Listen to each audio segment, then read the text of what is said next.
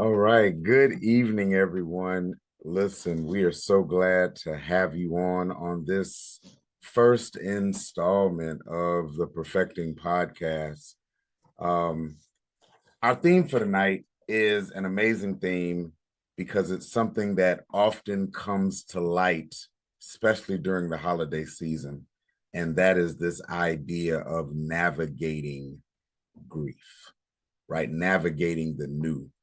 Um, Thinking about the fact that oftentimes holiday seasons are often the main reminder um, that there are people that are missing from the table. So our hope for today is to build a dialogue, a compassionate dialogue that normalizes communal grieving, empowers healing practices, and invites collective engagement. Mm-hmm. All right, so for all my guests that are watching, we're trying to navigate this to be a safe space. Please feel free to use the comments and the chat to ask questions, to do your remembering, and to do some of the grief work, the remembering practices that we will talk about throughout this evening. Understand that grief is more than just dealing with death. Mm-hmm. It's dealing with loss. Mm-hmm. Right. And so to kick this off, I am joined by my amazing host, co-host, and spouse of 25 years. Yep, around the corner. Around the corner, Karen Hilton Bradford, Dr. Karen Hilton Bradford, who has done this work. And before, as we bring the other panelists on, our journey with grief began. Really, it began in February of 2008 when our sister, Karen's sister, went in for a simple wisdom tooth extraction. And due to some complications, never came out of the room. And it was traumatic because our daughter was there. And she saw April leave and never got to see April come back. Yeah. And then from there, in December of 2016, our daughter Noelle was on her way to a singing event in Baltimore.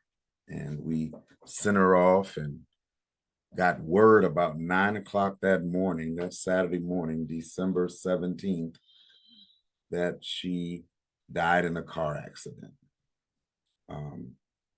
And that kind of started that piece of grief on the biological side. But then we experienced a marital grief, the loss of our marriage as it was, right? And so that was compounded grief. So you have April, Noelle, and then marriage. And so it's definitely been a journey of trying to become whole again. And so we're still working on that process. And it is a process. I'm going to bring to the stage next someone I met that same weekend. So this is January. Fast forward, I'm in Richmond for our Doctor of Ministry cohort for the 2019 cohort. And I am introduced to Mary Edosomwan and her story, and I'm gonna let her tell it, parallels so amazingly. So coming to the stage from the Center for Grief and Wholeness, Dr. Mary. You are muted, but come on in. Ari, thank you so much. Thank you. I will move this out of the way. Thank you, Napoleon. It's so good to see the family, and I'm glad the journey back together as spouse, husband, and wife is on. Grief has its way of taking a toll on marriages. That's another subject. So I was my DMed, like he said, I think that was our first year also, all together. How I got there is still a miracle for me because my son was attending Virginia Union University for his Masters of Divinity when he died. 2011. So traumatic. Um, at the time, I've already gotten 2 master's degree, if not 3. I wasn't trying to go back to school ever again in my life, but I had the encounter after he was gone that I was to go back and finish what he has started. Of course, I wrestle with the Holy Spirit. I wrestle. I'm too old. I gave all the excuses in the whole world. Finally, the text that shut me up was, "It is well." And to today, that scripture follows me. It is well. Whatever you do and God sent you to do, it will be well. And indeed, I finished this master's. But let me back down a little bit. The very first day I agreed to go to Richmond, begin the journey for MDiv, that night I dreamt I was given a mandate to do a course to get a degree in grief and loss, death and dying. And I was like, what? Everybody already think I was crazy driving from Fairfax to Richmond for the next 3 years. Now I'm going to test. I couldn't tell anybody that what happened that night. I kept it. The only one I told was my dean. I just asked the question, is there a grief and loss at Virginia Junior University? He said, no, no. Maybe when I'm done, I can go to Virginia. What is the other one? VCU. I might be able to get something in the genetological side of grief. I forgot all about it because I'm here for something. I have just getting started. Fast forward the year I was to graduate, 2016, that summer, just before graduation, Dr. Benson, I can't remember his name now. Why am I forgetting? One of my mentor also brought grief and loss to Virginia Union as a course. He ran into me in the library and he said, Mary, I have a class you have to take. Mind you, I was already registered for 2 other classes. I took it. Not only did I take the class, I finished. I became a TA with him. Not only did I become a TA, I got into PhD and I did the work that I'm doing now. So got a degree, a doctorate of grief and loss, death and dying, and started the Center for Grief and Wholeness.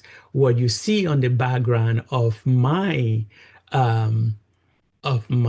Zoom is my theological journey. The death cry is the first step, which is a call to the community that something has happened to you. Death is in the house.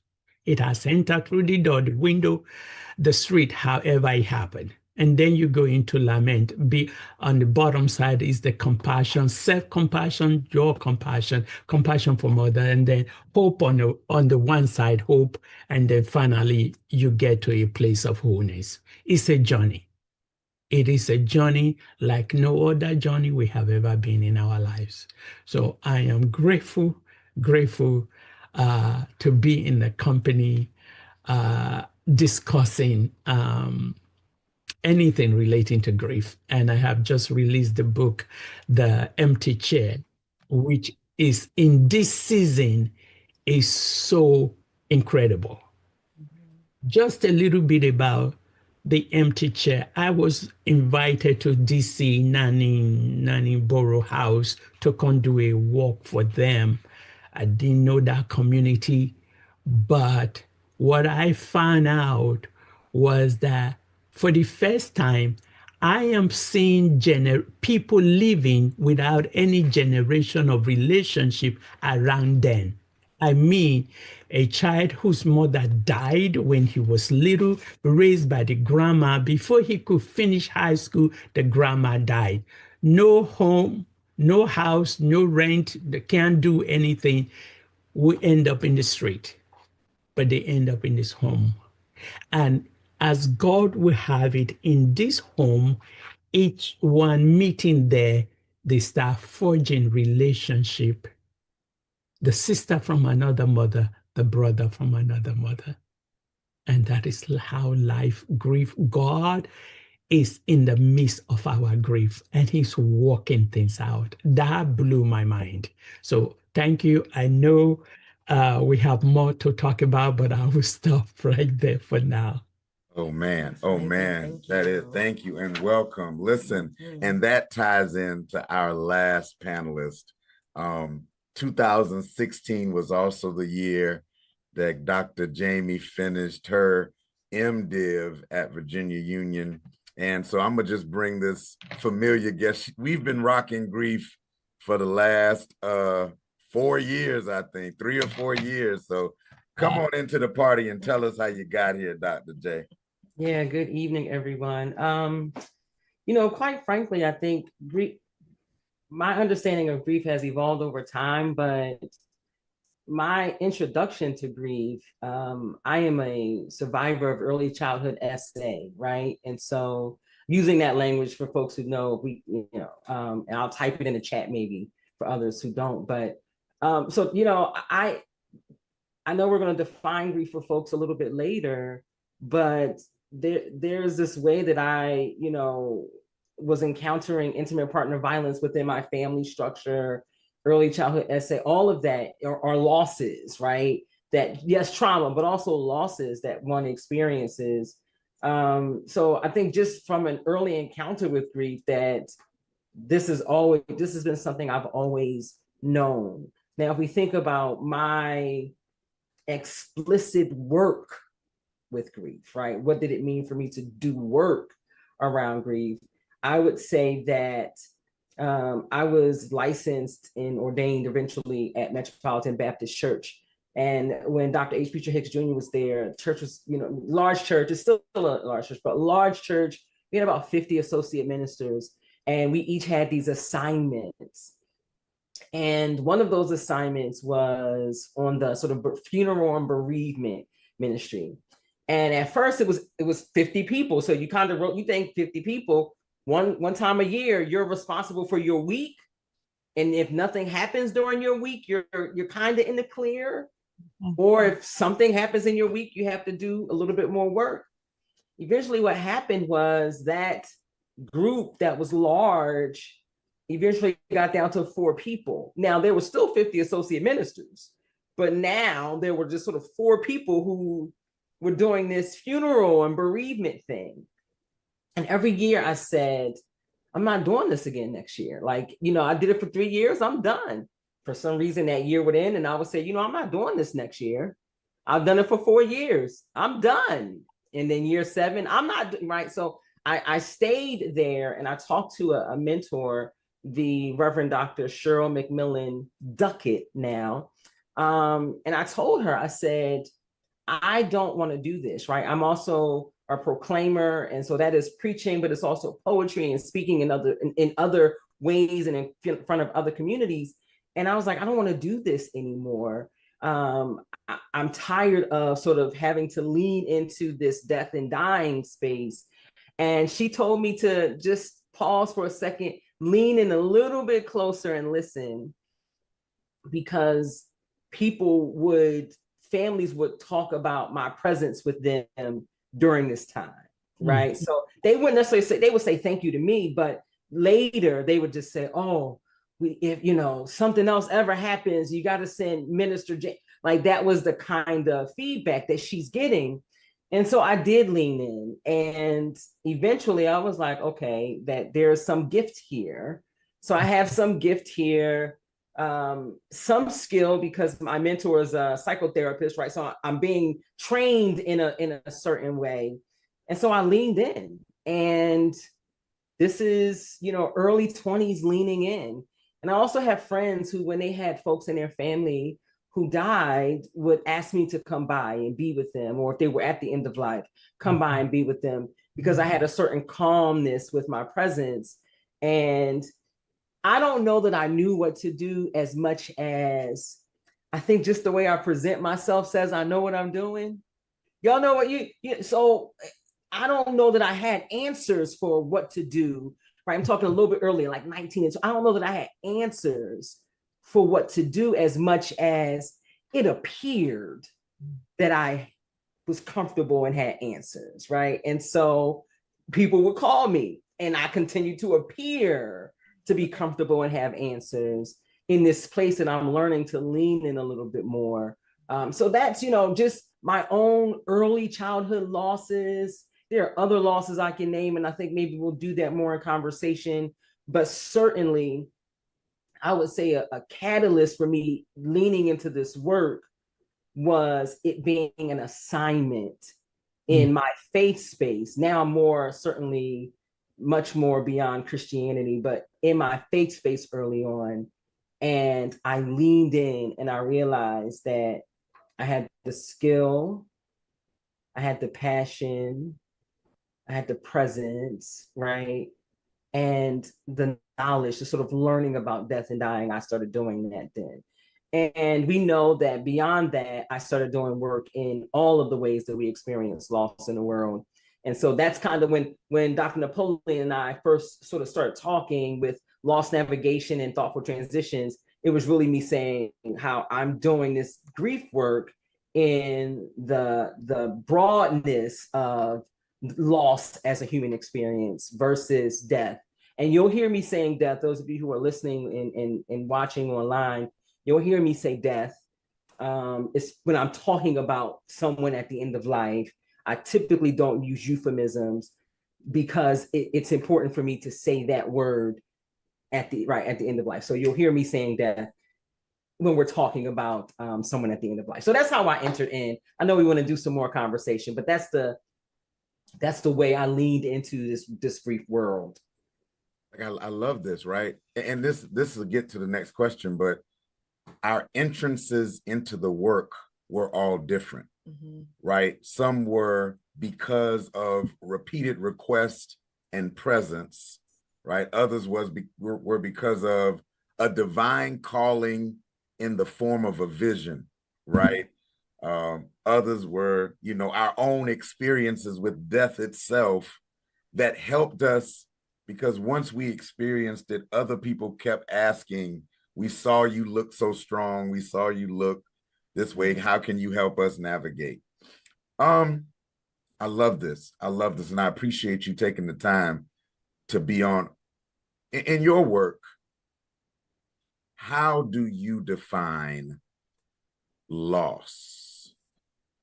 And part two, what forms of loss do we often overlook in our definition of what is attached to grief? So how do you define loss? And then what are some forms that we overlook? You want to kick it off, Dr. Mary? You all right? You want me to kick it off? Yeah, go ahead. I'm fine. Okay. So if I think about sort of a definition of grief, because I think that's where you're going with us, right? This description of grief. Grief is, as I use it, is our natural response. Pause there, natural response. So nothing's wrong with you. Those of you who are listening, there's nothing wrong with you. It is your natural, it is a natural, I'm gonna say that one more time, natural response to real or perceived loss, change, transition. And I also include in that unmet expectations, unrealized dreams, and shattered assumptions.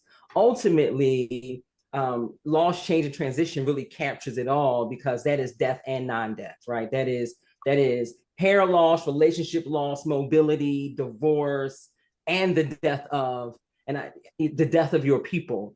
Because even loved ones gives us a certain kind of idea around relationship. And I don't know that everybody's your loved one as much as they are your people, right? People. So yeah, it is the broadness of grief is the natural thing that occurs when your attachment to people, places, and things has been severed in some way, right? Severed because someone has died, severed because your relationship is estranged, right? Because I even say that grief is less about love.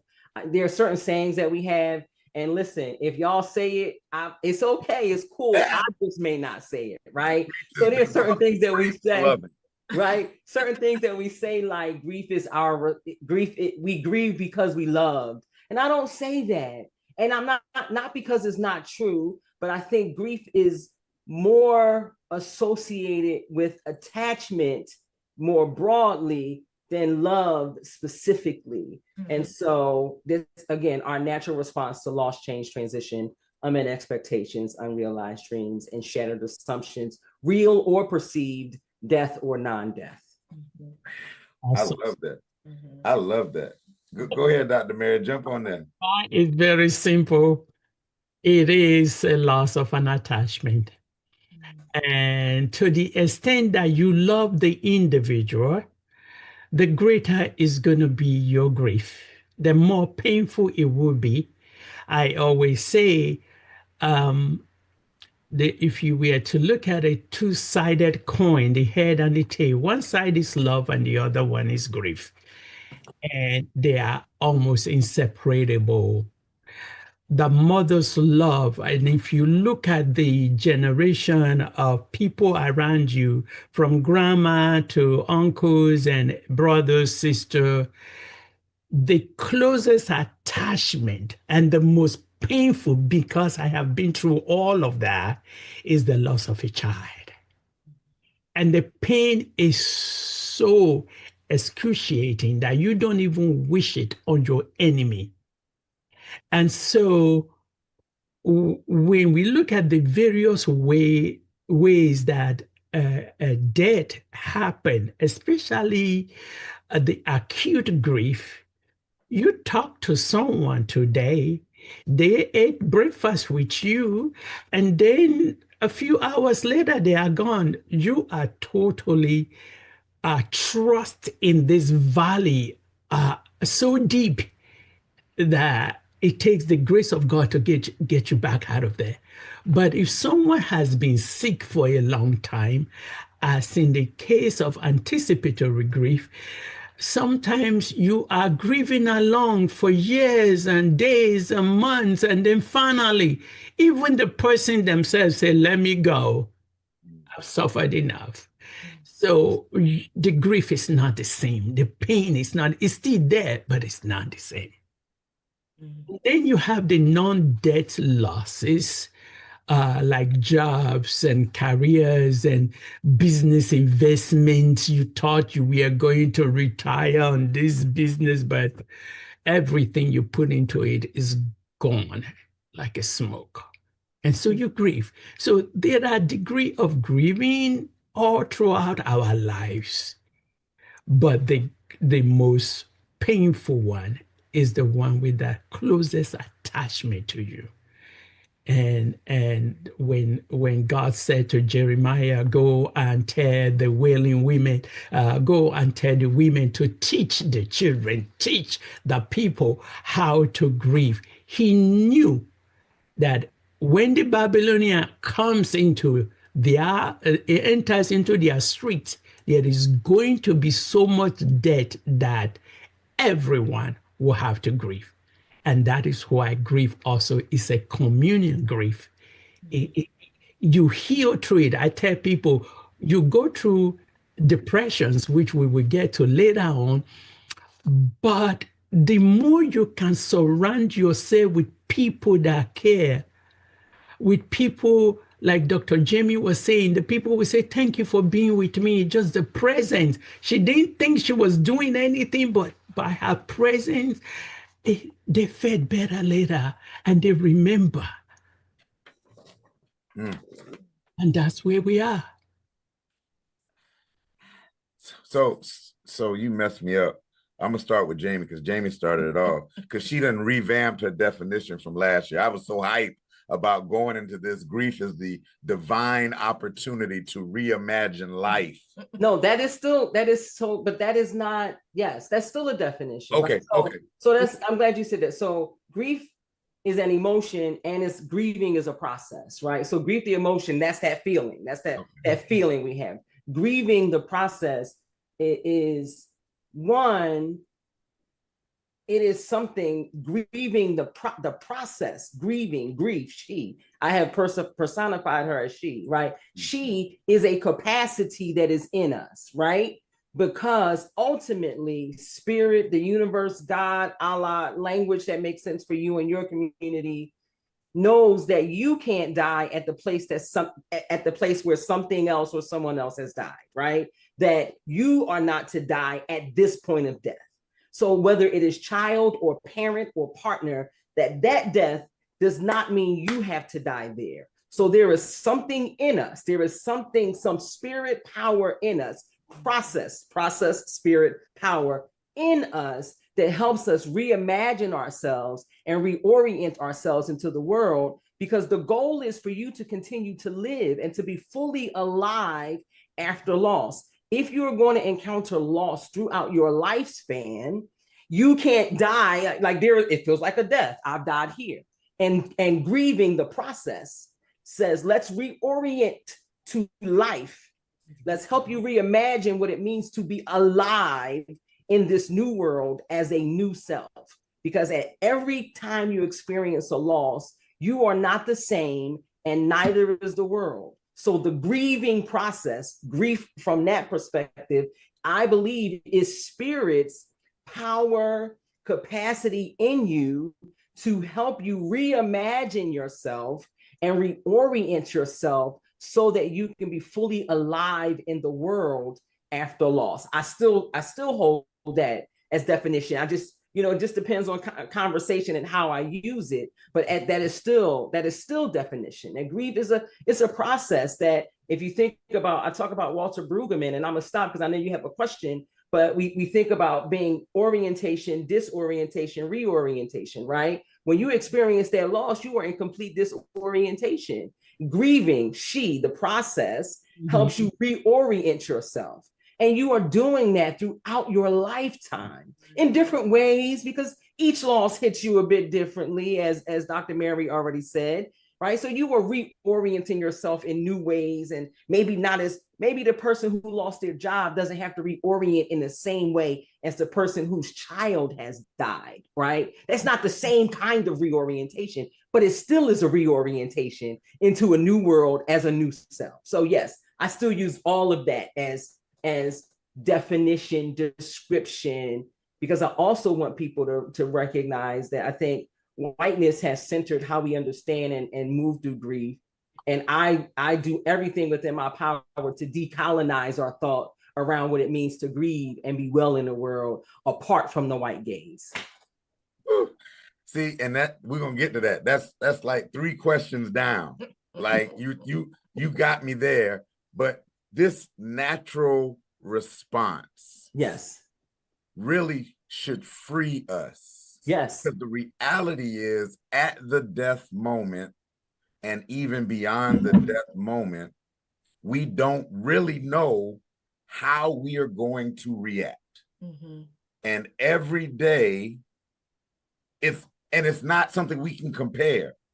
Karen and I went through Noel's death at the same time, but we grieved differently. Because y'all ain't the same person. Right. Y'all ain't the same person. I see you, Dr. Mary. You was great. Kick in something. Yeah, jump on in there. I know something that Dr. Napoleon said just gave me a light bulb moment, because the thing about grief is it occurs at the soul level. It's a wounded spirit and soul. All throughout our lives, if as a child or even an adult, if I break a leg or I cut myself, my mother or somebody would teach me to say, oh, go put a bandage on it and fix it up. But death is at the level of your soul. And no one has ever taught us how to heal our soul.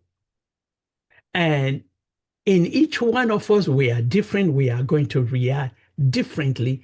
And like I said, to the extent of that attachment, mother, umbilical cord, and all that type of attachment, that closeness, you are going to grieve. When the soul is wounded, and this is where I have found, and even in my data collection and analysis, point to the fact that the more you were into your relationship with your creator, your maker, your God, the scripture, the Bible, all of that, the better you are able to navigate. I didn't say you will not feel pain, but that goes to what Dr. Jamie was looking to with Dr. Brinkman, with the type of disorientation when it comes to lament. You will see the Bible is full of lament. The churches does not teach us what it means. And so we go back to God and we say, why me? I was a Sunday school teacher. I brought all these children. I sent them to college. I did this, I did that. And I had to lose. What did I do? Why? But God is ready to answer everybody's question, just like he did for Job. So who are you to ask at what point in time anyone should be born or depart from this life? Were you there when I formed this child in your womb? Did you get an email that told you that XYZ on that date, that's when it was going to depart? No, you don't. So soul healing is what we are on when we begin our death cry to a place of wholeness. You are totally transformed. That's exactly what everybody's echoing here, Dr. Jamie put it so beautifully. That transformation, you are never the same person. I said, and I often tell people closest to me, the woman that I was, the mother I was before my only son died, it's not this person here. No, totally transformed, totally different. I don't look at life the same way. I don't worry about anything anymore. Nothing seems to faze me. I'm just, hey, because I've been where I thought I had it all. I was good. I was going to retire. I wasn't going back to school again. And then one thing changed and my whole life fell apart. And so it is a journey. It is a journey. It is a journey. I want to go to what Dr. Mary, you started talking about, this idea of communal grief. Mhm. Yes. Yeah. And I kind of want to, because Dr. Jamie talked about this decolonization and this removing of white gaze, which kind of goes, in my mind, communal grief and ancestral healing Mhm. as it relates to grief that often has been taken away from the wailing and the ceremonial stuff practices. So I kind of want to just jump in there. What is the grief that belongs in community, if not all of it? And what happened to where we have removed community from our process of healing? Great question. You have to go back to the African adage on what a community is. Your mom and your dad, they are just two individuals. But everybody in your neighborhood, they are also your mom and your dad, your aunties, your uncles. So imagine your house at the end of the street, the middle of the street or somewhere, and you raise that dead cry. Everybody comes running. Everybody come, and the news spread that something has happened. Mary has just lost her child, and you are surrounded. You are not alone. They sit with you. And in my work, I have found out that the people that did not have community because of the lifestyle in America, they end up with so much health complications. I kid you not. People, there's no one there to tell you to drink water or even offer you water. Because when you are so isolated because of the Western lifestyle, no one is really there for you. People come and they're camping your house. If you are not eating, they're not eating. And then they bring you water. If you drink yours, I'll drink mine. But what you are doing when you do that, before I say what you do, we also know how we take macaroni and cheese and fried chicken and we go drop it in the house. But we do not stay long enough to make sure that the person actually eats. When you are gone, 3 days later, 6 days later, that food that you brought is in the trash. They are not eating. Or the people that are coming to visit are eating the food and not giving the person that's grieving a chance to eat. So at the end of the grief, you find people later on having suffered dehydration. The kidney is bad now, that you had to go remove one kidney. There are people living with one kidney as a result of the grief of their child. They are barely surviving. Blood pressure has already happened. All kinds of things begin to happen in the body because we did not grieve. We did not have that communal relationship that we needed to support us. And that is why also in the Western world, we have so many side effects, undesirable, let me qualify, undesirable side effect with the use of drug, alcohol, sleeping pills. If you have to take something, I took some sleeping pills. I was prescribed antidepressant. I didn't take that after I read the side effect. No, but what saved me in my complicated grief was that I had a sister in Greensboro. And when I could no longer get out of bed and crawl, they came, they got me. And I spent maybe 5-6 months over there, forgetting about everything else in my life, the job, the whatever, didn't matter. It didn't matter. That is community, saving, reaching out to someone. We need it. We need it so badly in the Black community, in our churches. You know, in the Jewish community, in their synagogue, when someone dead dies, they stay with them.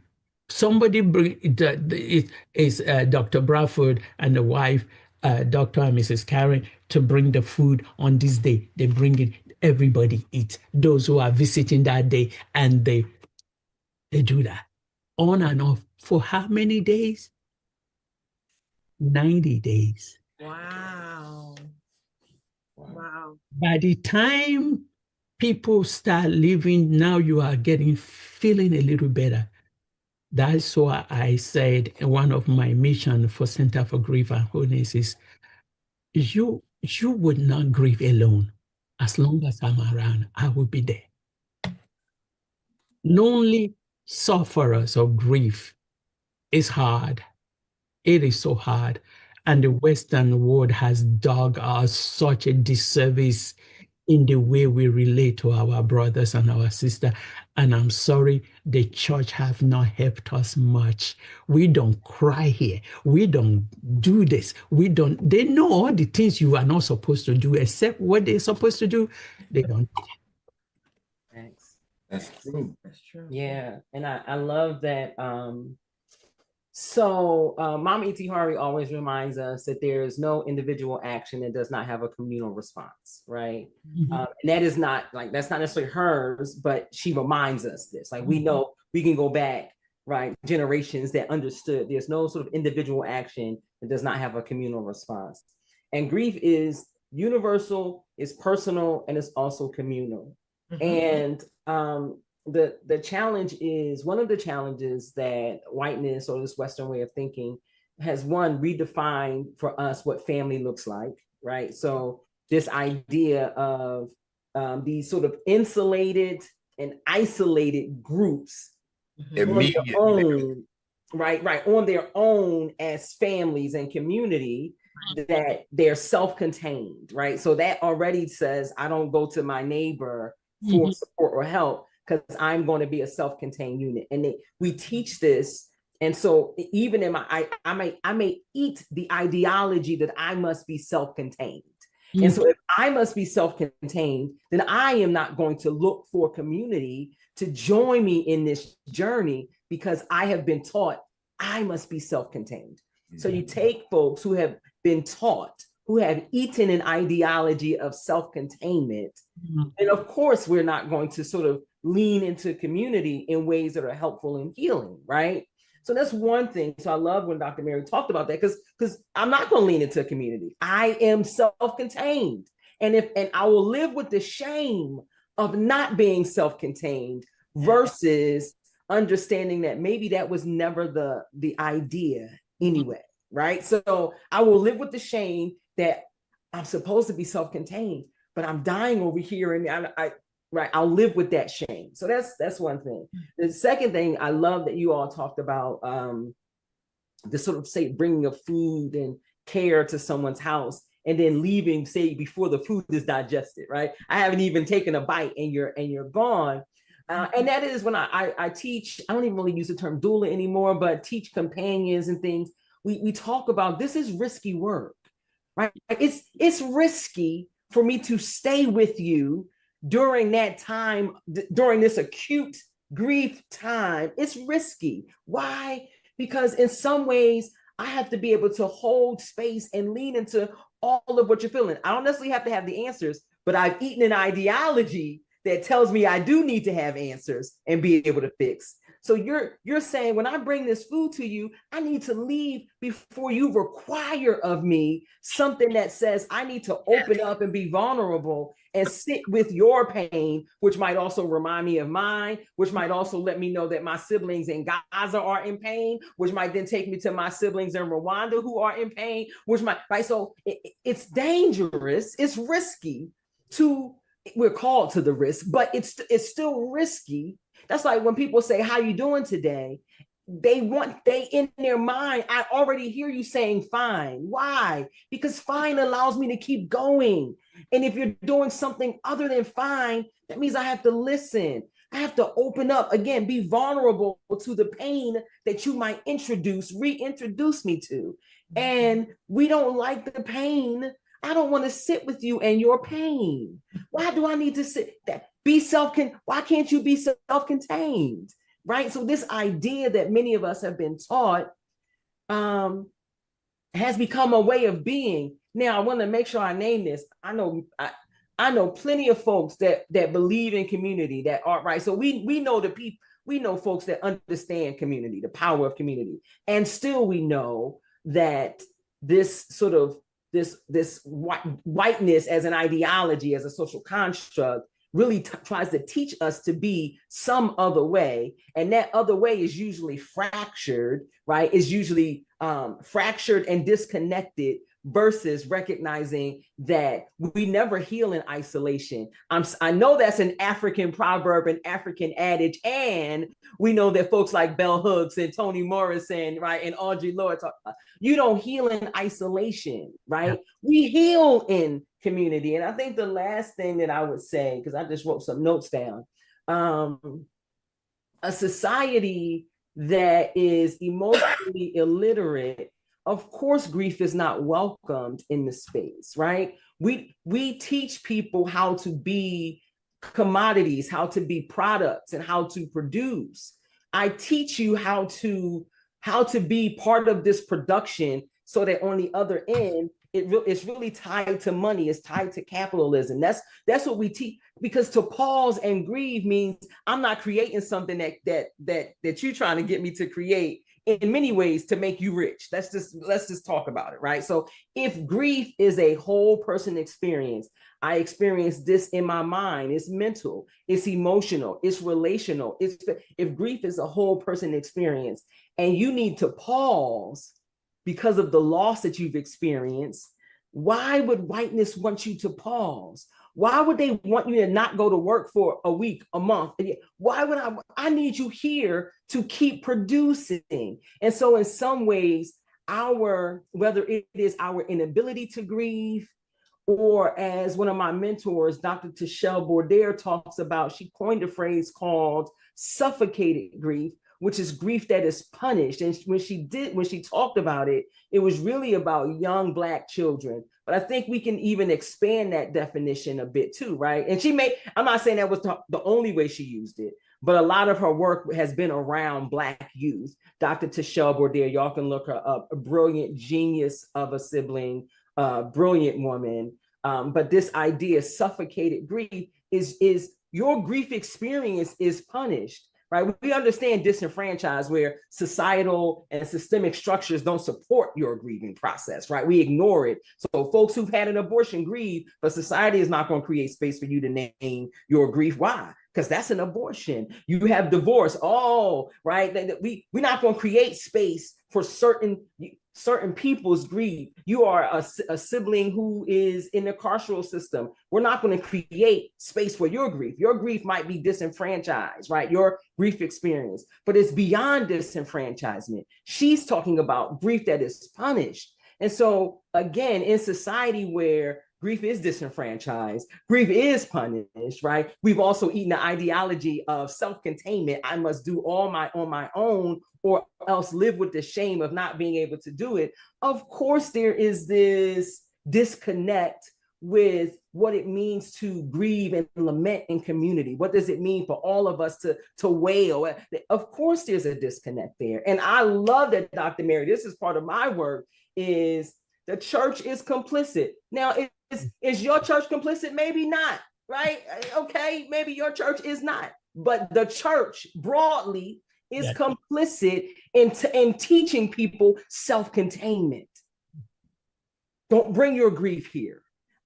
Listen, I know a lot of pastors, I do, and I know, yes. And the church also teaches this idea of self-containment. Keep your grief, keep that to yourself, keep it within this time frame. You're only allowed to grieve certain things, right? This way that grief must look respectable. I tell you right now, mine is probably not, right? And I'm okay with that. And I'm okay with the Black Philly girl Ratchet Grief Project in me that grieves. I'm perfectly okay with that, and believe that my God is okay with that too, right? So yeah, of course there's a challenge of grieving in community. And that's one of the reasons why I do my work, and I'm listening to Dr. Mary, obviously. Even if we do our work differently and in different spaces, ultimately it's the same work to get people to realize that they have the capacity to live again after their loss, right? To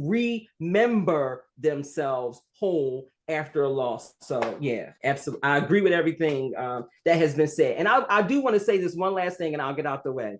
No. So I do have questions for God.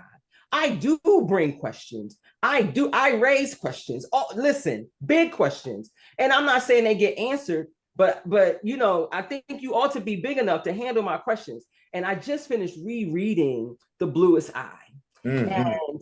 And listen, y'all, it's just Toni Morrison, but there's a chapter in there where the person is preparing to pray, and they talk about the creator of the universe, auspicious, but they do all this part. Then they say, "Dear God, the purpose of this letter is to familiarize you with facts which either have escaped your notice or which you have chosen to ignore. And do y'all understand the power in that prayer for me, even around our loss, right? Like, God, I know you hear me, or are you ignoring me? Or have you not checked your email yet? Per my last email, Lord, this is the right. And so I even in community, and you got to know what community you're in, right? In community, there are ways that I might say that in one community that I may not be able to say it exactly in another community, right? And knowing that is important because the work itself is the same, even if I have to speak French over here and Spanish over, the work itself is the same. So that prayer, I have been living that prayer, just the power in it, the purpose, right? My request has escaped your notice, or you are choosing to ignore me, Lord. Which one is it? Listen, that's I'm grieving. That's a rewrite of Habakkuk, right? that is a 21st century rewrite of this Habakkuk. How long? How long, God, are you going to let this happen and you not come to my, like I don't exist? I'm talking to you, right? And you're not listening. But what you said, this ideology of self-containment and this failing of the Black church or the church universal looks like, and I am guilty. So I gotta redo pastoral care teaching.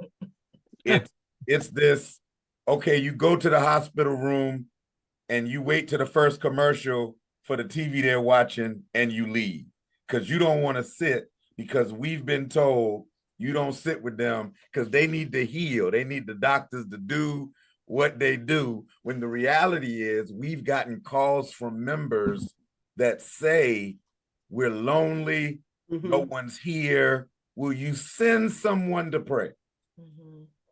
So when you think about grief, we do a great job till the homegoing celebration. And as soon as the repast is over, back to normal. Ain't nobody stopping by. You got to talk to the peace lilies or whatever flowers they left at the house. So I love it. So going into this, how then do we support? The season is coming up. What does support look like for someone living with loss? What does it look like from a communal, from an individual, from a clergy standpoint? What does it look like? That's a great question. Karen, did you want to answer that first? No. I was clarifying, giving us some concrete steps, actionable steps would be great. Okay, good. But before I give the steps, I want to appeal to everyone. Before, you never know when you're going to get into that space of grief, or who is going to be missing in your family, or where your empty chair is who is going to depart from that table. But I say this, please make yourself friendly. Have your own community. Learn, somebody call you, return the call, invite people. Just make yourself friendly. Perhaps if you reach out to 10 people, you might get 2. You might get 3. So that when that empty chair is now sitting and looking at you on your face, someone can be in your house to spend a little time. There is someone you can talk to, maybe cry on their shoulder, and they will cry with you. And I love the word self-containment, the way the society, the Western world has taught us. We are Africans. We are communal. We are brothers and sisters and uncles and cousins. We go at length to make sure one of our own is not left in the gutters of grief. And so before we even begin that first step of what you do in this season that is bustling with shopping and glitters and celebration, but you are not. Deep down inside, you are not. You are being reminded of the person that is not here. And some of us are not able to share about that loss. That is what makes this space so difficult for us. There's nobody to talk to.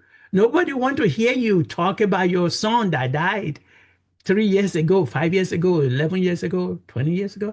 Are you still grieving? 3 months ago, you lost your daughter and you are still the mess? What's the matter with you? Snap out of it. This is what we do to each other. But I want you to know, to everyone at the sound of my voice, grief is here to stay. And you don't know what is going to trigger you. You don't know what is going to make you remember. Thanksgiving, you might just be, oh, you thought you were going to make macaroni or cheese or sweet potato as in the thing of my son. Suddenly you remember, oh, he likes it with some pineapples. Okay. Are you going to put the pineapple in? Because now you have just been triggered to remember what the person that is not. Yes, you put it in. And you are able to share that on the table with your guests to say, my son used to like this. I want to share. You talk about him. You talk about her. And that is how we get to free ourselves and give ourselves a little grace. But then there are other people, and I've been there, that doesn't have anybody coming for this Thanksgiving or Christmas. Their children are grown. Empty nesters are there. Some of them are not coming. The very first Thanksgiving after my son departed, my daughter, the youngest one, the oldest one was in South Africa somewhere. And I asked her to come home. After that dinner, I found her sitting on the couch, so I sat with her. She looked at me and she said, Mom, why did you ask me to come home? Now I know, after I have done the grief work and studies, siblings attachment is even stronger than mother and father, and because they dreamt together. They had their own life, what they said they were going to be, what they said they were going to do, and all of a sudden, that dream is gone. No one is talking to them. They will say to the daughters or the ones that are left, how's your mom doing? Hey, no one is asking them how they are doing. This thing is so complicated that we really need to take each person in that family, each person in that community, each person in that neighborhood. They all matters and they are all grieving. So when you get on this dining table, please, if you are able to, share your grief. It is okay. If you are not in an environment that you can share, maybe you are in the wrong environment. Because after my daughter told me that, I didn't ask anybody to come home anymore. Guess what? I got up and leave. Now I'm the first to tell them, okay, I got my ticket. I'm not going to be here for Christmas. Before they got married, they would say, oh, they're going to go spend Thanksgiving with their friend here or there. Okay, now I said, I'm not here. I'm going on the cruise. Last Christmas, New Year's, I was in Europe. I am not waiting around for nobody to come babysit me anymore. So, parents, I'm speaking to you. Don't let your life just dwindle down the toilet because you've lost someone. Dr. Jamie said it in light of what God ordained for each and every one of us was not for you to diminish or die because you lost someone. It's another beginning for you. And what are you going to do with this chance? So don't sit at home. Christmas, who cares about shopping? I don't shop anymore. It don't matter. I shop in my closet. But I save up my money. I'm going somewhere. My ticket is already bought for Christmas. I'm not waiting for nobody. Just came back on the cruise on my 70th birthday. Do something with your life, you all. I know it's grief. I know. You will get there. For me now, it's about 15 years, 14 years. Yeah. But at the beginning, I didn't think I would get to where I am today. And that is the journey to wholeness. When you get there, a state of equilibrium, a state of liberation, a state of being in the presence of the Lord, where there is liberty, there is joy, there is abundance. It's all here. Thank you. Wow. Y'all have both just said everything I wanted to say anyway. So y'all just keep going. I gotta get some water. Listen, I love the because I do have community. I have just such a beloved, I would even say communities, right? But that I am surrounded by community. So it's being in community. So I love that you said, make yourself friendly. Dr. Mary, I will be using that.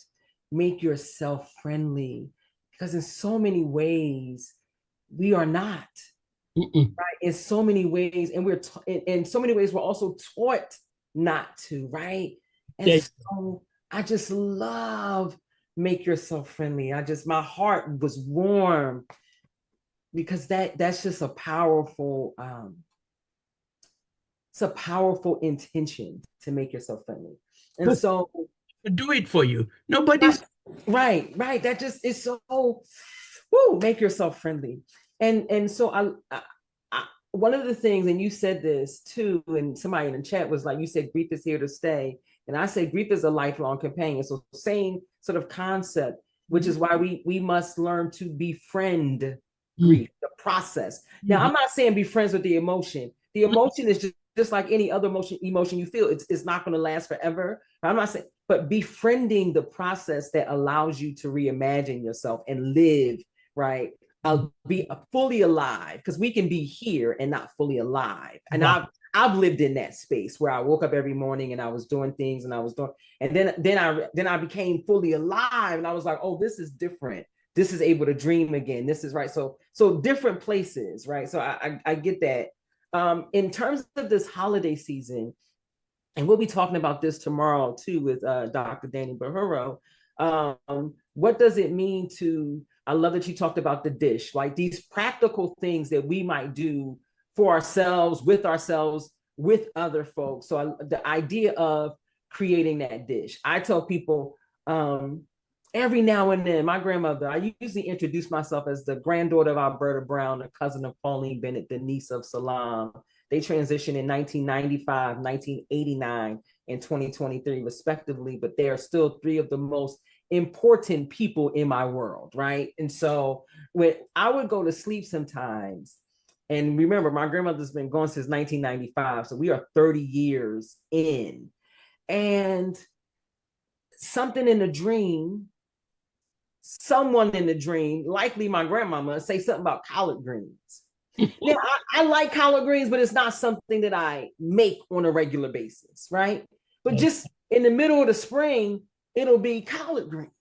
So that's I gotta go make collard greens now, because the feeling, the reminder, the person came and said something about collard greens, and so that idea of creating a dish that your person loved, liked, right?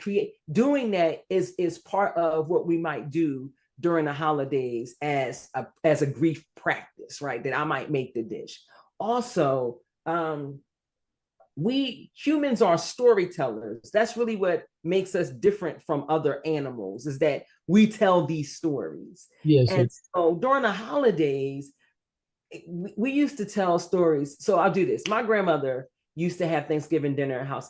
In fact, she had Sunday dinner at her house every Sunday, and there were probably about 50 people, because her two sisters that lived in Philadelphia would come. So it was the elders, my grandmother, her two sisters, her brother, then their children, my mom and her people, that level, and then me and my cousins, right? So this house would be full every Sunday. 1995, when my grandmother died, guess what also died? Sunday dinners at her house. And everybody went to their own houses to start having their own dinners, right? You see that? So that's what we had. But my mom started having dinner at her house, and she didn't want to have dinner unless I came home, right? She didn't want to have big invite people. So I started coming home because I realized that at that point, they weren't going to do it without me. So if it was going to happen, I needed to be present. And so we would tell stories. We're telling the stories.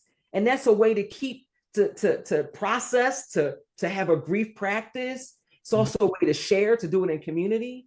And it's also storytelling. So there are younger cousins who, they're sort of like my nieces and nephews, but they're my cousins by relation. They know stories about my grandmother when the oldest one was born 3 months after my grandmother died. So he don't know her, right? But he's telling stories during the holidays. Remember when Grandma Birdie said, da, da, da, da, da, da, da. Well, and everybody tells the stories. Why? Because we've told the stories at the dinner table over and over, the same stories. And so storytelling, for those who are looking for just how might I engage and embrace and befriend my own grief during this holiday, certainly making dishes, if that's what comes up to you. Storytelling is always a beautiful thing that we do. And sometimes we do storytelling and we give the person an item. So whoever has the item in their hand gets to tell the story. And then everybody gets to comment, but then they pass it. And now I get to, my story, right? And you can't tell the same story. So we do it. So we make it also this sort of fun, right? So there's laughter and there might be tears. So that's one thing that we do during the holiday. For those who need some space, because the truth is that sometimes you're like, I don't know if I can do the holiday with y'all this year. It might be so fresh that I just want to sit in my own space and maybe weep a little more. Then honor that for yourself, right? The challenge is, and Dr. Mary talked about this, the challenge is that when we withdraw, right? And as a womanist practice, we believe in withdrawal for self-care, self-preservation. Like, I need to withdraw from this to care for myself. I will re-enter community. The challenge is when someone withdraws, sometimes we leave them. Let them withdraw, but make sure you know where they are. You got to come back, and if they don't resurface, I got to come back and get you. But if this is a holiday where you're like, I don't know if I can do a bunch of people, then don't. It is okay if you choose for this holiday season to order you something or to make your own meals, right? And do your own thing, binge a TV show. That is perfectly fine, right? So recognizing that all of the ways we move through grief are going to look different for each of us because we are different, and making space for, without shame, you to be able to move through your grief. So making a dish, we do the favorite song thing. So we say, hey, if grandma loves Smokey, then guess what's playing all day? Smokey Robinson. I can say Smokey Wonder. Y'all hear that? Stevie Wonder, Smokey Robinson, or at least Smokey Robinson Station, right? What sound do you need around you during this holiday season that might feel soothing and healing, that might feel like a warm blanket around you? So if it's not the people that feel like a warm blanket, maybe it's the music, maybe it's the meal, maybe it's the stories, but finding what you need to be your warm blanket. And for some of us, that warm blanket is going to be my warm knit blanket on my sofa during this season. And that's okay too. Last thing, it's okay to get help. right? So it is okay to decide that, you know what, I need some support. Whether this support is, say, a grief companion. Dr. Mary and I both obviously do holistic grief work. So we are people who provide counsel, right? So finding someone that does that, talking to your therapist. If you need a prescription, not everybody needs to take it, but if you need it, guess what? It's okay. Have at it, right? So finding what you need and doing that without shame. And the more we talk about it, I think the more we not that anyone needs permission, but the more we talk about it, the more we open people's eyes to the fact that they don't need permission to grieve and to breathe and to cry, right? The more we talk about it, the more we say, you don't need permission. You don't need my permission. What you need is somebody to see you, somebody to hear you, somebody to hold you. And holding doesn't necessarily mean actual touch, but holding space for you. That's what we need. And so during this holiday, if you need to be seen, make sure you get seen. If you need somebody to listen to you, make sure you have somebody listen to you. I might go live on a holiday and eat a little bit on screen and see who joins in and just talks, right? But what do you need during this season? Finding those things can be helpful.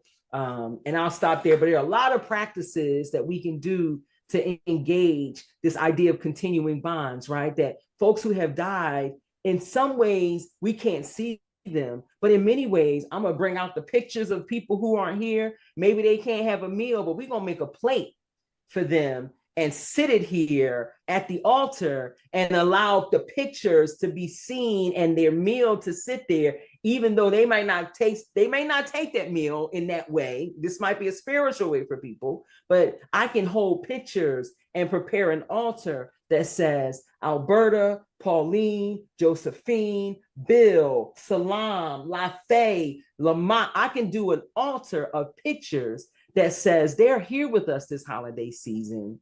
And that might be something that people need to see as well. So lots of ways that we can practice wellness, right, during this season. Yeah. I just want to add to all of that, you can also light a candle. It represents their light with you. And thank you. I have mine too. So you can light a candle on the table, on that empty chair that is in your house. It's a presence. It's an invitation. It's a light. So it's a beautiful thing. Yeah. That candle exercise was what introduced me to your grief work in January of 2017.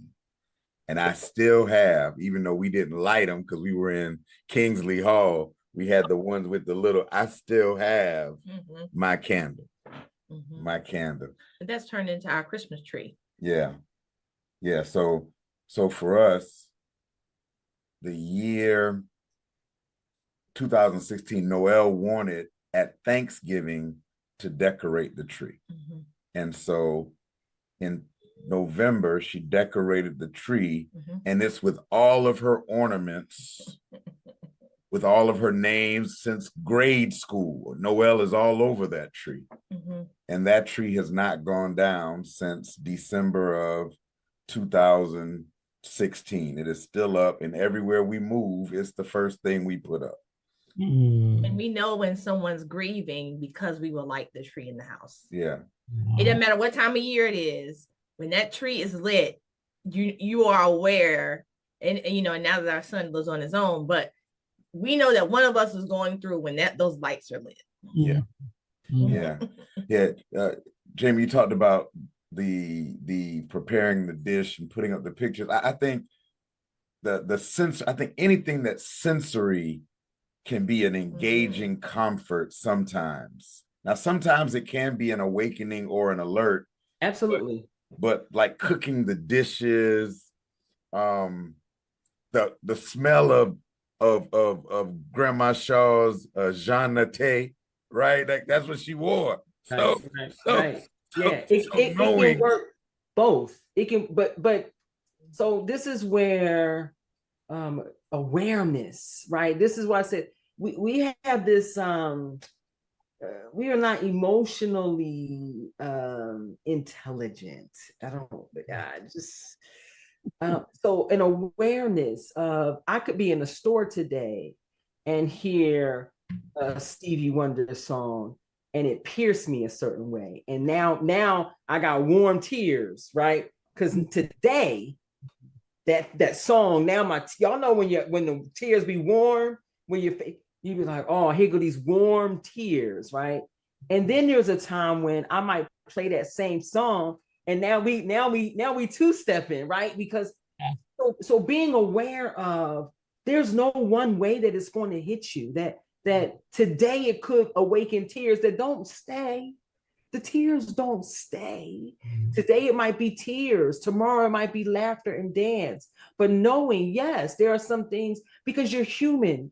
And that's also this gift in this, is that I get, and I am not wishing suffering on people, right? So I want to make sure that I say that. I'm not wishing suffering, but I get to feel. Right. And sometimes the feeling is joyous and I laugh.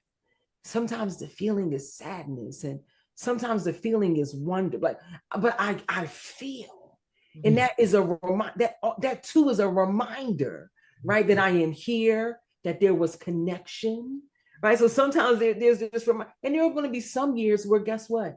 Holiday come, you don't feel nothing. In fact, you might be like, oh my goodness, it's Thanksgiving, right? And you realize it's Thanksgiving because you don't went into the stores and there's 200 people, and you like, why they here on Tuesday? It's just, oh, Thanksgiving is Thursday, right? So it is being okay with the way life brings it to you. And so, yeah, definitely the sensory, the sound, the smell, the taste, the feel, all of that. And it has its own power, and being open to the power that it brings in the moment. And that's why I say befriending grief. It is, what does it mean for me to allow this thing in, right? And not try to push it away, so that, right, pushing it away as if to avoid it, as if to, right? Just, I'm going to be one with her. We're going to do what we do in this moment, because this is also but a moment, right? And so that piece of befriending grief, even in this season, and feeling what you feel. And then for some folks, you might be with family. Don't be afraid to go into the bathroom. That's one space that you can kind of get into where folks are going to come in. Go to the bathroom, right? And be there for a minute. If you need a minute away, go outside or go to the bathroom. And so finding those ways where you're around people, but I need space too. And so I always find the bathroom a helpful place where you can just go, because nobody's following you in there. Listen, I love it. I love it. We appreciate you taking the time. Final question. The topic of today was navigating the new, life after loss. So final question. And with this, I want you to also pair what you're doing in your current grief work. So what are your upcoming, what's on the horizon, what you're doing, with this last question. So what does hope look like after loss, when life is forever changed? What does hope look like? And this is on Mary, this is on your framework, because hope is the step before wholeness, right? On your framework, death, cry, lament. Let me move aside. Yeah. And then wholeness. So what does it look like after loss, when life is forever changed? And this is just your final word of encouragement. Thank you. Thank you for asking about hope. Let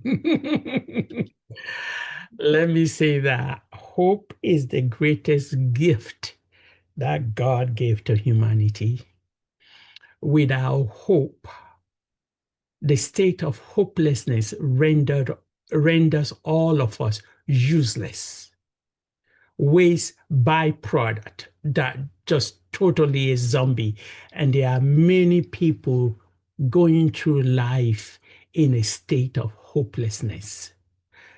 But let me say that the acronym for HOPE is hearing other people's experiences. When you hear an experience, let me put it this way.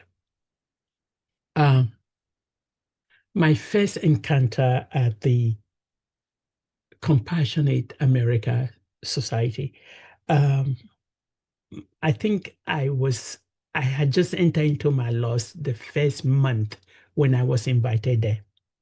We sit in a circle and everybody's talking about their loss. And here I am thinking, my God, I lost my only son. And the story went around, you have 3 minutes to talk about this. The next lady sitting by me lost his 2 children, 2 sons, when the oldest one came from a university, one of the Virginia University, to come pick him up to go for school excursion in the same school. But they had an accident. Both of them are gone. Then imagine me, I'm next. Every weight of grief and suffering that I was feeling, God lifted. My empathy shifted to the person sitting to me because I still have 2 daughters. I've lost my only son, but at least the hope that I have somebody. This woman, she was older too. The children are 24. When the oldest one was 24, the other one was 19 or something. This was 14 years ago. Lost it all.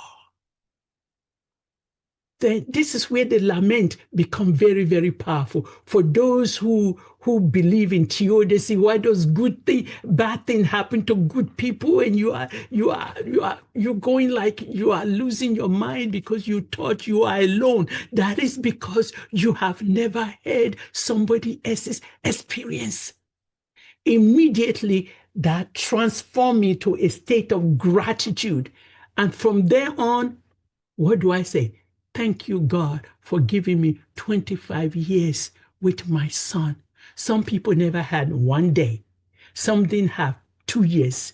Some didn't have. It died in vitro. It died in their womb. They never got to see the baby cry. So hope is so critical. Another dimension of hope is the fact that God withheld for us the things of foreknowledge. Hear me. You don't know what is going to happen next day, tomorrow, this time, who's going to be here, who's not going to be here. He withheld that from us. Why? Because we cannot take it. We cannot. If we foreknew the calamity that is awaits on tomorrow, the same way he has given us grace and mercy each morning, sufficient to subdue those things. But he is divine. He's the only one that knows our tomorrow. He didn't give it to us. So he gave us this hope. And then along with that is a level of fear. It's a caution. The fear here is caution that we have, the hope, substance of things not seen. You haven't seen it yet, but you know you're going to be all right. So we can ride today until we get to tomorrow without not losing our mind on today for the things that is going to happen tomorrow. So when you look at hope, God is He has already given us everything we needed. And the greatest of them all, like I said, is hope. There is an experience that a lot of people, I don't want to say theologians or pastors, or when that darkness is a level of darkness that surround the human soul when hope is gone. So you could see somebody who is standing up preaching and telling you this, and something hit them and they just fall apart. They withdraw. You never hear from them. And the next thing you know, you say, this person has died. You say, what? In the process of dying, they didn't want anybody to see them. They didn't want anybody to come to talk to them. That state of darkness is a level of hopelessness in the human life that we pray we don't even get to. So hope, my dear, is the very thread that holds us, that connects us to God and prevent us from losing our mind. And the more we read books, the more we hear other people's experience, the more we talk to people, what happened? You get this heart of gratitude. And that is what carries us. I pray that we all can express a really deep gratitude, not because it is Thanksgiving, but going forward in our life, you find out that nothing really means nothing. You're not going to make a permanent decision on something that is temporary. You're crying today, but tomorrow it's all dry eyes. And if I may say a little bit about crying, I did a lot of work on that. It is also a gift to release the pressure. So imagine that pressure cooker for the women or men that can really get down on the kitchen and you put your food in that pressure cooker. And then when the steam is released, that's what God gave us our tears for. But we as a society has done our young men, our men in the society by telling them that they cannot grieve, they cannot cry. Don't cry, you are a man. And so they bundle it inside. The next thing you know, they are angry. They have no way of letting loose, of releasing those pressures. So I tell people that come to my, I have men coming to my grief counseling. We cry. Please, by all means, cry.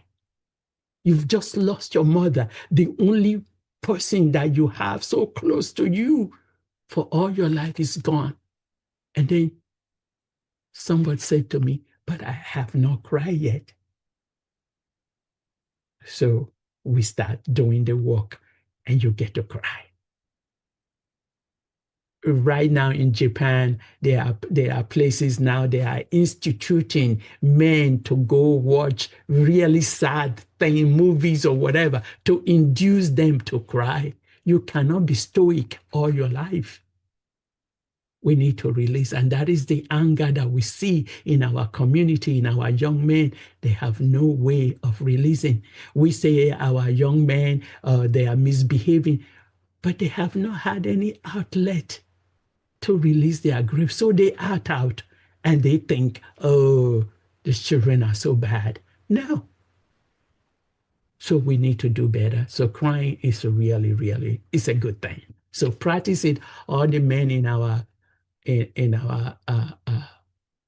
panel today and those that will hear you, it's a very good thing. Go to the bathroom and cry if you don't want your wife or somebody else to see you cry. Thank you.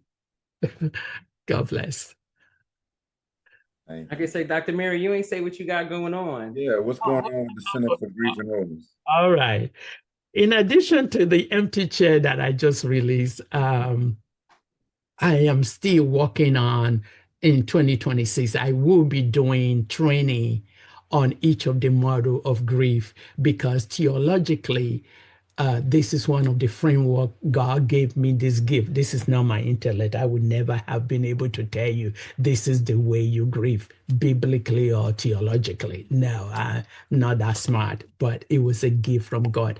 I realized He put me through it. By the time I finished and I saw it, I said, oh, this is what He has been doing. So I'm going to begin classes on it. I'm writing up the First book, Broken Hearted: A Mother's Grief to Wholeness, is the textbook, and talk in detail in this in the framework that I operate on. And I am right now writing the lesson plan for all of that, a workbook to go with that. So beginning, it probably will start in February or March. I will advertise that so people can learn to grieve and know that is for those people that are grounded in the Bible. This is biblical. You will be dealing with scriptures, and you will be walking with the Holy Spirit and having all those encounters. And then at the end of all that, hopefully we will, by the end of the year, we will be able to begin the work for an anthology that will collect our stories. So it's a two-part: the lessons, the training, the certification, the story writing of each other's grief, and then putting it in an anthology book and publishing that for our community. Woo, thank you. All right, Dr. J. So quickly, I'll say, I wrestle with the definition of hope. And so right now I am saying hope is a disciplined practice or posture. What do I have here? To imagine life and justice and possibility in the face of what is happening in the present and in light of what I know of the past, right? So Dr. Valerie Bridgman talks about informed hope, which says, like, I know exactly what took place, right? It's not something that bypasses suffering or anything like that. So this posture of being able to imagine a future. That's where I am right now with hope. It's just as my theology has expanded really beyond language of sort of just Christianity. We can do that a whole nother time. So that's what I think of hope. And I do think hope is missing, and I understand why in many ways, right? I understand what's happening around, and I just understand it. You all know that I do work as a director of counseling and wellness for an organization in Philadelphia that supports the city of Philadelphia in response to homicide, and then 2 areas of Philadelphia, West and Southwest, where I was born and raised, with other acts of violence. And so we are supporting people who, and so I see this where I'm like, I see the absence of hope and where the absence of hope gets us, right? So I still wrestle with definition of hope and what it means. And so I'll leave that there. In terms of what I'm doing in my future, the Ratchet Grief Project podcast launches in December. So we've had some conversations. Will be some solo episodes where it's just me kind of kicking it with you, talking about things, inviting you to practices, and then there are conversations with other folks, and looking for conversations with panels. If I haven't reached out to you yet and you're listening, I probably will soon, right? Like, it's holiday, just know we're gonna be talking. So that podcast is launching next month. The Ratchet Grief Project is also a 501c3, and so I do teaching and training under that umbrella, just like I do consulting under the umbrella of Thoughtful Transitions. Thoughtful Transitions continues to provide individuals and families with support, but we've been doing a lot of work with denominations, and so we have a few contracts where we are helping churches understand what their future means. For some churches, that means we are in palliative care, moving toward hospice, and we'll say goodbye. And some churches, we are talking about what it means to combine. So I'm working with several churches in that way. We'll continue to do that work in 2026. I have one book that'll be out in 2026, maybe 2, to be quite honest, in 2026. But there's another book that it will be out in 2027, which I had to change. I'm having to change the title for, and I will not say the title on here. It's a little bit too ratchet for the audience that I'm with, and so I won't say the title on here. But it's more my doctoral project, my doctoral thesis. So research around Black women in grief, and it is beautiful. It is beautiful. So I look forward to that being able to come into the world And what else is happening in me? I am imagining and living into what it means to be well, right? So I've lost weight and continue to lose weight. I am getting more active again. Listen, able to do my workouts the way. And so that is also for me part of this work. I need to be well to join folks. Now I'll want to be well for me, Yes. but also I need to be right for me, right? But I also need to be well for like it's mine. And remember, since there's no individual action that does not have a communal consequence, it's my wellness. But what does my wellness do when I get into community? It influences and it guides and it invites others into maybe a new space of wellness so that we can be well together.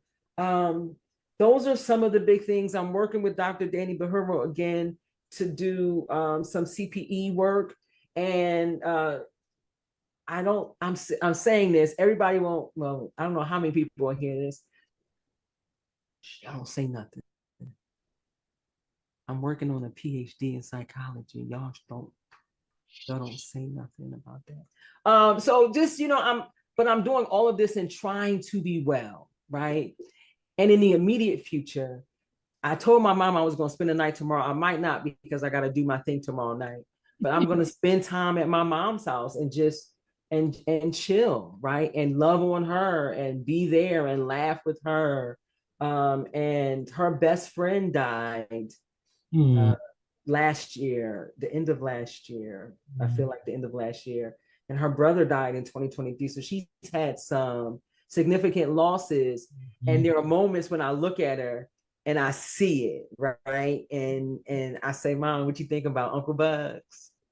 And then we get to talk about my uncle, right? And her big brother and stuff. And so in the future, continuing to do work in community, doing more research, and then being good to me and making sure that I invite myself to grieve in all the ways that make sense, and being there with and for my mom. And as Dr. Mary talked about, what does community mean? What does that look like?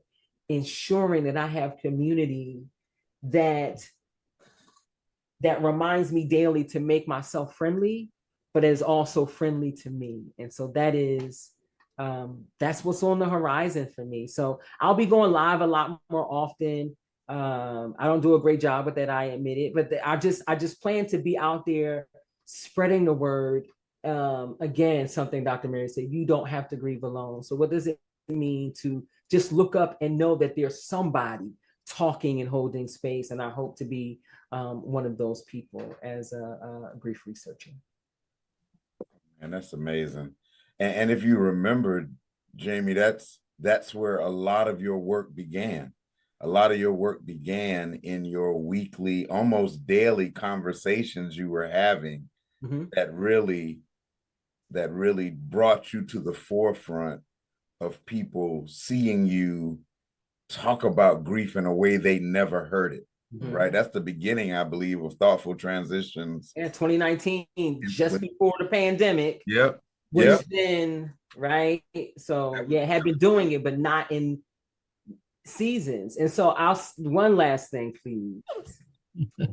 There was a time in my life when I felt like, and occasionally it still sprinkles through there, right?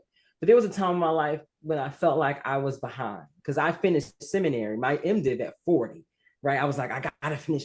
That's why I finished in 2 years. I quit my job and just took classes because I got it, right? Because I'm behind. And if I move a little faster, work a little harder, I can catch up. And I am 9 months, 8 months away from 50, and I there's no catch up. I am here.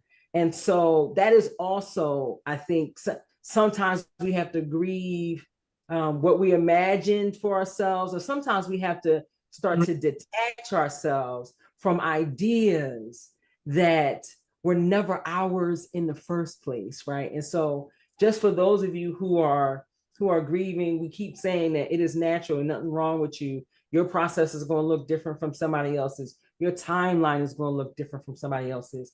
And if part of you was wondering when you going to get here, like what the thing when in your time, you'll get there.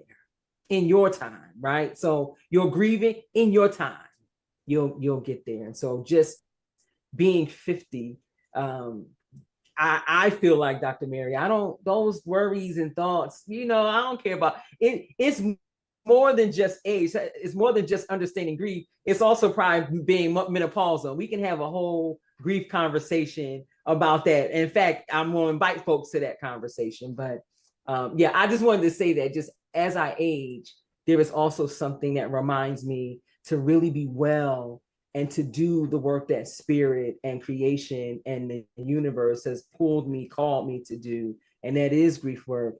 And if I am well, then, the community is well. And I enter into conversations with how are the children? If the children are not well, we are not well. And our work is to ensure that the children are well. Yeah. Yeah. Man. Well, listen, I just want to take this time to thank you both for carving out space to have this conversation. Your work and your voices are so necessary. They're so valued. And the impact of them will live beyond this moment and this year, right? We want to archive this so that it can be a continual resource, so that someone maybe 2 years from now may be looking for a resource to help them navigate a new loss, and they can find it, and then they can find you, right? Because loss doesn't stop at the end of the season, right? We're from, and our ancestors tell us, we say things like, it's the end of the year, right? God is doing his cleanup work, right? God is doing God's work, right? And so I think that because loss is a continual process, grief is a continual process, and we always need to have the resources. So we are speaking blessings over all the work that you're doing, right? Yeah. Jay, I saw the skinny face. I saw it. I saw the skinny face, ma'am. I am jealous because mine is puffy, but don't worry. By the time we do this next year, whether I got to cut it or it's going to be skinty too. But I am, just know that God needs the work that you're doing, right? God, it's a calling. So God has called you, and through pain and process, prepared you to go into spaces that others shy away from, because you are not westernized nor colonized. So you bring the fullness of the ancestors, ancestral healing, and ancestral religion into this space, ancestral spirituality into this space for the healing of our Ubuntu, right? Our community. And you're so necessary. So listen, I celebrate you. I don't have anything else. You got anything else? Look, y'all took everything I had written down. I loved it. Listen, she got paper. Listen, she got papers of notes that y'all just spoke to. So we celebrate you. We love you. And y'all have an amazingly whole holiday. Yeah. Thank you. Good night, everybody. Good to meet you, Dr. Mary. I know we'll connect again. Oh, I'm going to send y'all contacts. We'll see each other again soon. Absolutely. Love y'all. Take care. And thank you all for all the participants and viewers online. Thank you for joining us. Check out the Center for Grief and Wholeness, and you will see I have many books out there, not just The Empty Chair, and I have many to be birthed. All right. Love y'all. Take care. God bless.